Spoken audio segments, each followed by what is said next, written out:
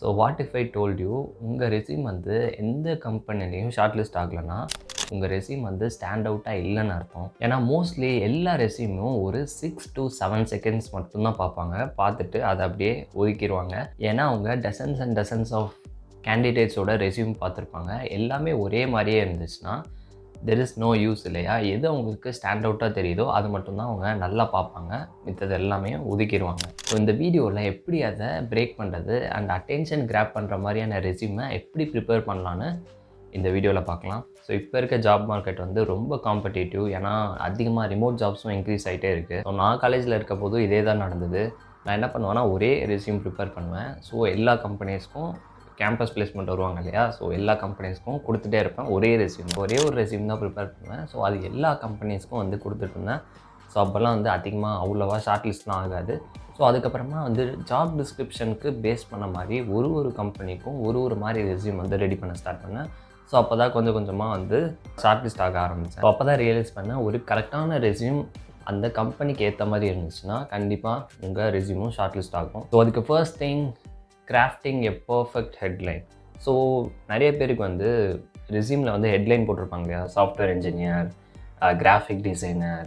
So இந்த மாதிரியெல்லாம் போடாமல் நீங்கள் வந்து ஆக்சுவலி ஒரு கிராஜுவேட் இல்லையா? இப்போ தான் வந்து கார்ப்பரேட்குள்ளே போகிறீங்க. ஸோ நிறைய பேர் என்ன பண்ணுவாங்க பார்த்தீங்கன்னா, ஜாபோட டைட்டில், நேமு அந்த மாதிரி போடுவாங்க. It's so boring. ஸோ அந்த ஹெட்லைன் பார்த்ததுக்கப்புறம் நீங்கள் தான் அந்த ரோலுக்கு ஃபிட் அப்படின்னு வந்து பார்த்தோன்னே சொல்லணும். அந்த மாதிரி ரோல் நேம் நம்ம கொடுக்கணும் அப்படின்னு சொல்கிறேன். ஸோ ஒரு நாளைக்கு அவங்க 100-200 ரெஸ்யூம் பார்ப்பாங்க. எல்லாத்துலேயும் சாஃப்ட்வேர் இன்ஜினியர், கிராஃபிக் டிசைனர் இந்த மாதிரி பழைய நேம், ஓல்டு நேமாகவே இருந்துச்சுன்னா அது பார்க்கவே வந்து அட்ராக்டிவாக இருக்காது. உங்களோட யூனிக் வேல்யூவை ரிஃப்ளெக்ட் பண்ணுற மாதிரியான ஹெட்லைனை வந்து வைக்கணும். ஃபார் எக்ஸாம்பிள், உங்களோட ஸ்கில்ஸ், உங்களோட அச்சீவ்மெண்ட்ஸ் எல்லாமே சேர்த்து ஒரு ஹெட்லைனாக எழுதுனா எப்படி இருக்குமோ அந்த மாதிரி எழுதணும். ஃபார் எக்ஸாம்பிள், நீங்கள் வந்து பிஇ கிராஜுவேட்டாக இருந்தீங்கன்னா ஜஸ்ட் நீங்கள் வந்து உங்களுக்கு எந்த ரோலுமே அப்போ இருக்காது. ஸ்பெசிஃபிக்காக லைக் சாஃப்ட்வேர் இன்ஜினியர், கிராஃபிக் டிசைனர்னு எந்த ரோல் இருக்காது. மேபி நீங்கள் ஸ்கில்டாக இருந்தீங்கன்னா அந்த மாதிரி போடலாம். So BE graduate proficient in full stack development, அப்படி இல்லைனா BE graduate skilled in data analyst, data visualisation, உங்களுக்கு அந்த மாதிரி எதாவது டூல் தெரிஞ்சிச்சுன்னா ஸோ அந்த மாதிரி நீங்கள் போடலாம். ஸோ இந்த மாதிரி ப்ரொஃபிஷியன்ட், எக்ஸ்பர்டைஸ், ஸ்கில்டு இந்த மாதிரி வேர்ட்ஸ்லாம் யூஸ் பண்ணுறப்போ அவங்களுக்கு இன்னும் கொஞ்சம் அட்டென்ஷனை உங்கள் ரெஸ்யூம் வந்து கிராப் பண்ணும். ஸோ அவங்களுக்கும் க்யூரியஸாக இருக்கும், இன்னும் நிறையா வந்து அந்த ரெஸ்யூமை பார்க்கலாம் அப்படின்னு. ஸோ இந்த மாதிரி நீங்கள் ஸ்பெசிஃபிக் ஸ்கில்ஸை வந்து இந்த மாதிரி ஹைலைட் பண்ணுறப்போ உங்களோட ரெஸ்யூம் வந்து ஸ்டாண்ட் அவுட்டாக இருக்கும். ஸோ நல்லா திங்க் பண்ணி பாருங்கள். ஸோ இந்த சைடு சாஃப்ட்வேர் இன்ஜினியர் நீங்கள் போட்டிங்கன்னா இது வந்து ஜஸ்ட் ஜென்ரல் எல்லாமே போடுறது. இதே வந்து ஒரு பர்டிகுலர் ஸ்கில்லில் ப்ரொஃபிஷியண்ட்டாக இருந்தால், எக்ஸ்பர்டைஸாக இருந்துச்சுன்னா அதுக்கு ஒரு தனி வேல்யூ உங்களை ஸ்டாண்ட் அவுட்டாக காட்டும். ஸோ இது வந்து ஜஸ்ட் கம்ப்யூட்டர் சயின்ஸ் ஸ்டூடெண்ட்ஸ்க்கு மட்டும் இல்லை. ஸோ நீங்கள் எந்த கிராஜுவேட்டாக இருந்தாலும் சரி நீங்கள் இந்த டெக்னிக்கை வந்து யூஸ் பண்ணலாம். So number 2, showcasing achievements not responsibility.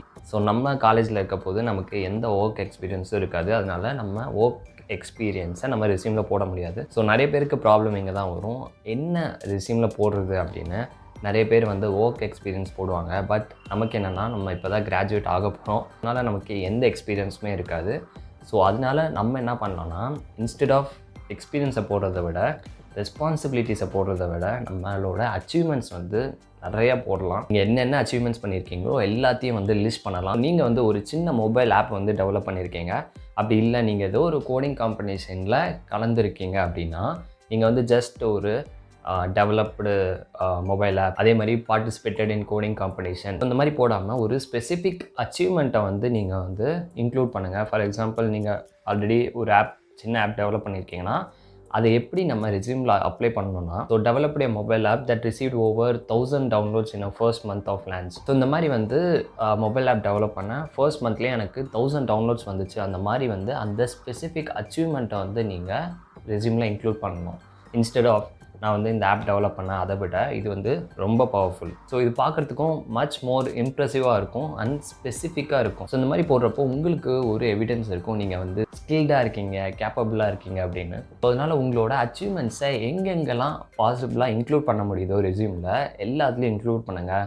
உங்களோட அச்சீவ்மெண்ட்டை ஸ்பெசிஃபிக்காக காட்டுறதுக்காக நம்பர்ஸ் யூஸ் பண்ணுங்கள், பர்சன்டேஜ் யூஸ் பண்ணுங்கள். இந்த மாதிரி பண்ணுறப்போ உங்களோட ஒர்த் நீங்கள் வந்து ஷோகேஸ் பண்ண முடியும். அதே மாதிரியே சப்போஸ் இப்போ நீங்கள் ஒரு ப்ராஜெக்ட்டில் ஒர்க் பண்ணிட்டு இருந்தீங்கன்னா, அந்த ப்ராஜெக்ட் உங்கள் மூலமாக டைம் சேவ் ஆச்சா, எஃபிஷியன்சி இம்ப்ரூவ் ஆச்சான்னு அந்த ஸ்பெசிஃபிக் ரிசல்ட்ஸை வந்து நீங்கள் ஹைலைட் பண்ணுங்கள். ஸோ தட் நீங்கள் ஸ்டாண்ட் அவுட்டாக தெரிவிங்க. ஸோ இன்னும் கொஞ்சம் எக்ஸாம்பிள்ஸ் கூட சொல்கிறேன், வேணா யூஸ் பண்ணிக்கோங்க. ஸோ ஃபார் எக்ஸாம்பிள், இப்போ நீங்கள் வந்து ஒரு கோடிங் காம்படிஷனில் வந்து பார்ட்டிசிபேட் பண்ணியிருக்கீங்கன்னா, just participated in coding competition போடாமல் secured second place in coding competition with 500+ participants, அப்போது அது ஹைலைட்டாக தெரியும். ஸோ 500+ பார்ட்டிசிபெண்ட்டில் நீங்கள் வந்து செகண்டாக வந்திருக்கீங்க அப்படின்னு. அதே மாதிரி நான் completed internship at XYZ company அந்த மாதிரி போடாமல், இந்த மாதிரி நான் இன்டர்ன்ஷிப் பண்ணிட்டு இருக்க போது ஒரு புது ஃபீச்சரை வந்து டெவலப் பண்ணி கொடுத்தேன். ஸோ தட் யூசர் என்கேஜ்மெண்ட் வந்து 15% வந்து இன்க்ரீஸ் ஆகிருக்கு. ஸோ அந்த மாதிரி உங்களோட அச்சீவ்மெண்ட்ஸை எங்கெங்கெல்லாம் தெளிக்க முடியுமோ தெளிச்சு விடுங்க. Number 3, tailoring your resume for each job. ஒரு ஜாப் டிஸ்கிரிப்ஷனுக்கும் ஏற்ற மாதிரி நம்ம ரெஸ்யூமை ரெடி பண்ணணும். அதுதான் ரொம்ப ரொம்ப முக்கியம். ஸோ ஒரு வாட்டி ரெஸ்யூம் ரெடி பண்ணிட்டு அது எல்லா கம்பெனிக்கும் சென்ட் பண்ணிடலாம், எப்படியாவது நம்ம ரெஸ்யூம் ஷார்ட் லிஸ்ட் ஆகிடும் அப்படின்னு நினச்சிங்கன்னா அதுதான் நான் பண்ண பெரிய தப்பு. ஸோ அப்படி ஆகாது. ஸோ நீங்கள் அந்த மாதிரி ஜெனரிக்காக ஒரே ரெஸ்யூமை எல்லா கம்பெனிக்கும் சென்ட் பண்ணுற போது நீங்கள் எந்த எஃபர்ட்டும் போடல, ஈஸியாக சொல்லிடுவாங்க you are unfit for that specific roles அப்படின்னு. ஸோ அதனால் நம்மளோட எஃபர்ட் போடணும். ஒரு ஜாப் டிஸ்கிரிப்ஷனுக்கும் ஏற்ற மாதிரி நம்ம ரெஸ்யூமை எல்லாத்தையும் சேஞ்ச் பண்ணணும். ஸோ உங்களோட ரெஸ்யூமை கஸ்டமைஸ் பண்ணுங்கள் பேஸ்ட் ஆன் ஜாப் டிஸ்கிரிப்ஷனில் ஸ்கில்ஸ் எக்ஸ்பீரியன்ஸ்லாம் கொடுத்துருப்பாங்க இல்லையா, ஸோ அது கம்பெனியோட அலைன் ஆகிற மாதிரி உங்கள் ரெஸ்யூமை வந்து ரெடி பண்ணுங்கள். சப்போஸ் லெட்ஸ் சே ஒரு கம்பெனி வந்து ஜாப் டிஸ்கிரிப்ஷனில் டேட்டா அனலிஸ்ட் வேணும் அப்படின்னு கேட்டிருந்தாங்கன்னா, உங்களுக்கு அது ரிலேட்டடாக ஏதோ ஒரு எக்ஸ்பீரியன்ஸ் இருந்தாலும் அதை ரெஸ்யூமில் போல்ட் லெட்டரில் ஹைலைட் பண்ணுங்கள். அதே மாதிரி அதை பற்றி உங்களுக்கு எதாவது தெரியும்னாலும் அதை ரெஸ்யூமில் ஹைலைட் பண்ணுங்கள். ஸோ அப்போ தான் வந்து அவங்களுக்கு பார்த்தோன்னே தெரியும், ஓகே இந்த ரெஸ்யூமே எஃபோர்ட் போட்டு இதுக்கு மேட்ச் ஆகிற மாதிரி க்ரியேட் பண்ணியிருக்காங்க அப்படின்னு. ஏன்னா அவங்க நிறைய ரெஸ்யூம் பார்க்குறாங்க இல்லையா, அவங்க ஈஸியாக அதெல்லாம் கண்டுபிடிச்சிருவாங்க நம்ம ரெஸ்யூம் ஜெனரிக்காக இருக்கா இல்லை இந்த ஜாப் டிஸ்கிரிப்ஷனுக்கு ஸ்பெசிஃபிக்காக இருக்கா அப்படின்னு. ஸோ அப்போது இவ்வளோ எஃபோர்ட் போட்டு நீங்கள் பண்ணியிருக்கீங்க இல்லையா, அப்போ உங்களுக்கு தெரியும் நீங்கள் ஜென்யூனாக இந்த ரோலில் இன்ட்ரெஸ்டடாக இருக்கீங்க அப்படின்னு. ஸோ ரெஸ்யூமில் ஜாப் டிஸ்கிரிப்ஷனுக்கு ஏற்ற மாதிரி என்னென்னலாம் சேஞ்ச் பண்ணணும்னு சொல்கிறேன். First thing, summary. ஸோ அவங்க கேட்குற ரோலுக்கு அலைன் ஆகிற மாதிரி ஒரு அப்ஜெக்டிவ் வந்து கொடுங்க. அதே மாதிரி ஸ்கில் செக்ஷனில் வந்து இந்த ஜாப் டிஸ்கிரிப்ஷனுக்கு ரிலேட்டடாக என்னென்ன ஸ்கில்ஸ் உங்களுக்கு தெரியுமோ அது எல்லாத்தையும் ஹைலைட் பண்ணுங்கள். மோஸ்ட்லி கரெக்டான கீவேர்டு வந்து போடுங்க. ஸோ தட் அவங்க ஏதாவது ஒரு அப்ளிகேஷன் யூஸ் பண்ணி ஃபில்ட்ரு பண்ண நினச்சாலும் ஸோ தட் அந்த கீவேர்டு இருந்துச்சுன்னா ஆட்டோமேட்டிக்காக உங்கள் ரெஸ்யூம் ஷார்ட் லிஸ்ட் ஆகிடும். அதே மாதிரி எக்ஸ்பீரியன்ஸ் செக்ஷன்லேயும் உங்களுக்கு ஏதோ ஒரு எக்ஸ்பீரியன்ஸ் அது ரிலேட்டடாக இருந்துச்சுன்னா அதை நீங்கள் போடலாம். அதே மாதிரி சர்டிஃபிகேஷன் எதாவது பண்ணியிருந்தாலும் அதையும் நீங்கள் இன்க்ளூட் பண்ணலாம். இந்த மாதிரி ஸ்பெசிஃபிக்காக ரெஸ்யூம் ரெடி பண்ணுறப்போ நீங்கள் ஜென்யூனாக இன்ட்ரெஸ்ட்டாக இருக்கீங்கன்னு உங்களுக்கு தெரியும். ஸோ தட் கண்டிப்பாக உங்கள் ரெஸ்யூம் ஷார்ட் லிஸ்ட் ஆகும். அண்ட் நம்பர் 4 என்னென்னா design and formatting. So design வந்து ப்ராப்பராக இருக்கணும், ஃபார்மேட்டிங் வந்து ப்ராப்பராக இருக்கணும். ஸோ ஒரு இடத்துல வேறு ஃபாண்ட்டை யூஸ் பண்ணிவிட்டு இன்னொரு இடத்துல வேறு ஃபாண்ட் யூஸ் பண்ணக்கூடாது. ஒரு ரெஸ்யூமில் எல்லாமே ஒரே ஃபாண்ட்டாக தான் இருக்கணும். ஸோ ஒரு நல்ல விஷுவலாக கேட்சிங்காக இருக்கிற ரெஸ்யூம் தான் வந்து ஈஸியாக வந்து அட்டென்ஷனை கிராப் பண்ணணும். ப்ராப்பராக க்ளீனாக வச்சுக்கோங்க, ரொம்ப மெஸ்ஸியாக இல்லாமல். லைக் நிறைய ஒயிட் ஸ்பேஸ் விடுங்க, மாடர்ன் லேஅவுட் யூஸ் பண்ணுங்கள், கேன்வாலாம் நீங்கள் இது எல்லாமே பண்ணலாம். நிறைய கலர்ஸு, கிராஃபிக்கல் கண்டென்ட்லாம் வந்து நிறைய யூஸ் பண்ணாதீங்க. அதெல்லாம் வந்து டிஸ்ட்ராக்ஷனாக இருக்கும் ரெஸ்யூம் பார்க்குறப்பவே. மெயினாக உங்கள் ரெஸ்யூம் பார்க்குறப்போ நீங்கள் ஹைலைட் பண்ணது மட்டும்தான் தெரியணும். மித்த எந்த கலரோ லைன்ஸோ புல்லட் பாயிண்ட்ஸோ எதுவுமே ஹைலைட்டாக தெரியக்கூடாது.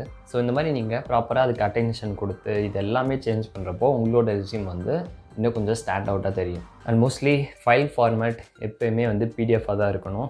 ஸோ ஜஸ்ட் இந்த வீடியோ பாஸ் பண்ணிவிட்டு உங்களோட கரண்ட் ரெஸ்யூமை வந்து திங்க் பண்ணி பாருங்கள். இப்போ நான் சொன்னதில் எவ்வளோ சேஞ்சஸ் இருக்குன்னு. ஸோ நான் ஆல்ரெடி சொன்ன மாதிரி நமக்கு ஒரு 6 to 7 செகண்ட்ஸ் மட்டும்தான் இருக்குது to grab the attention. So இப்போ நான் சொன்ன டிப்ஸை நீங்கள் ஃபாலோ பண்ணாலே போதும். இது கொஞ்சம் உங்கள் ரெஸ்யூமை வந்து ஸ்டாண்ட் அவுட்டாக காட்டும் கம்பேரிங் டு அதர் கேண்டிடேட்ஸ். உங்களுக்கு இப்போ ஒரு கொஸ்டின் இருக்கும், பிரவீன் எனக்கு அவ்வளோவா அச்சீவ்மெண்ட்ஸ் இல்லை, நான் என்ன தான் போடுறது அப்படின்னு கேட்டிங்கன்னா நல்லா திங்க் பண்ணி பாருங்கள். எங்கேயாவது உங்களுக்கு ஒரு பாசிட்டிவ் ஃபீட்பேக் கிடச்சிருக்கும், ஏதோ ஒரு சின்ன ப்ராஜெக்டில் ஒர்க் பண்ணியிருப்பீங்க, ஒரு சின்ன அப்ரிஷியேஷன் கிடச்சிருக்கோம் இல்லையா, அது எல்லாமே நீங்கள் வந்து ரெஸ்யூமில் இன்க்ளூட் பண்ணலாம். ஈவன் தோ அது வந்து ஸ்மால் ப்ராஜெக்டாக இருந்தாலும் சரி, ஒரு பெரிய ப்ராஜெக்டாக இருந்தாலும் சரி. அதே மாதிரி உங்கள் சூப்பர்வைசர், ப்ரொஃபஸர் யாராவது உங்களை அப்ரிஷியேட் பண்ணியிருந்தாலும் சரி, அப்படி இல்லைனா எக்ஸ்ட்ரா கரிக்குலர் ஆக்டிவிட்டீஸும் வந்து ஒரு அச்சீவ்மெண்ட் கவுண்ட்டில் வரும். ஏதோ ஒரு ப்ராஜெக்டில் ஏதோ ஒரு சின்ன கான்ட்ரிபியூஷன் நீங்கள் பண்ணியிருந்தாலும் அதையும் நீங்கள் ரெஸ்யூமில் இன்க்ளூட் பண்ண முடியும். ஸோ இந்த மாதிரி ஸ்பெசிஃபிக் அச்சீவ்மெண்ட்ஸை நீங்கள் நிறையா அவங்க ரெஸ்யூமில் இன்க்ளூட் பண்ணுறப்போ என்ன ஆகணும், அது வந்து ஈஸியாக அவங்க ஹைரிங் மேனேஜர்ஸ் வந்து நோட்டீஸ் பண்ணிடுவாங்க.